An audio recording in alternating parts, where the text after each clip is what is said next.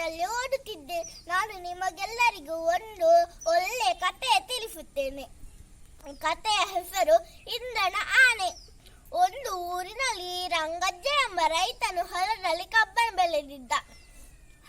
ಆಗ ಇಂದ್ರನ ಆನೆ ಒಂದು ಕಬ್ಬನ್ನು ತಿಂದು ಹೋಗುತ್ತಿತ್ತು.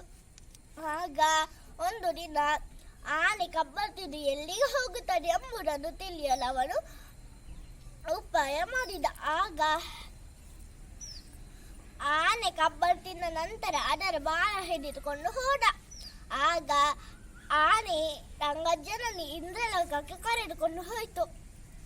ರಂಗಜ್ಜನಿಗೆ ಇಂದ್ರಲೋಕವನ್ನು ಕಂಡು ಸಂತೋಷವಾಯಿತು. ಅವನು ಇಂದ್ರನ ಬಳಿ ತೆರಳಿ ಹೇಳ್ದ, ನನ್ನ ಕಬ್ಬನ್ನು ಆನೆ ತಿಂದು ಹೋಗುತ್ತದೆ, ಇದಕ್ಕೆ ಪರಿಹಾರ ಏನು ಎಂದು ಕೇಳ್ದ. ಆಗ ರಂಗಜ್ಜನಿಗೆ ಇಂದ್ರ ವಜ್ರ ವೈಡೂರ್ಯ ಮುತ್ತು ರತ್ನಗಳನ್ನು ನೀಡಿದ. ಆಗ ರಂಗಜ್ಜ ಹೋದ.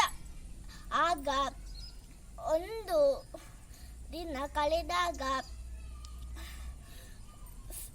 ರಂಗಜ್ಜ ಶ್ರೀಮಂತನಾದ. ಅವನ ಶ್ರೀಮಂತಿಕೆಯನ್ನು ಕಂಡು ಗೆಳೆಯರು ಬೆರಗಾದರು. ನೀನು ಇಷ್ಟೊಂದು ಶ್ರೀಮಂತನಾಗಿರುವೆ, ಇದರ ಪರಿಹಾರ ಏನೆಂದು ಕೇಳಿದರು. ಆಗ ಒಂದು ದಿನ ಹೊಲಕ್ಕೆ ಹೋಗಿ ಆನೆಯ ಬಾಲನ್ನು ಹಿಡಿದುಕೊಂಡು ಹೋದ. ಆಗ ಅವನ ಗೆಳೆಯರು ಆನೆಯ ಕಾಲುಗಳನ್ನು ಹಿಡಿದುಕೊಂಡು ಹೋದರು. ಆಗ ಗೆಳೆಯರು ಕೇಳಿದ್ರು, ನಿನಗೆ ಇಂದ್ರ ಎಷ್ಟು ಸಂಪತ್ತು ನೀಡಿದ?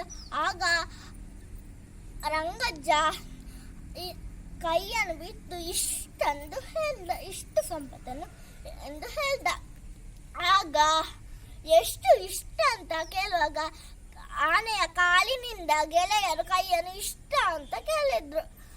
ಆಗ ರಂಗಜ್ಜನಿಗೆ ಕೋಪ ಬಂತು. ಅದು ಮತ್ತಷ್ಟು ಸಂಪತ್ತನ್ನು ತೆಗೆದುಕೊಳ್ಳಬೇಕೆಂದು ಯೋಚಿಸಿತು.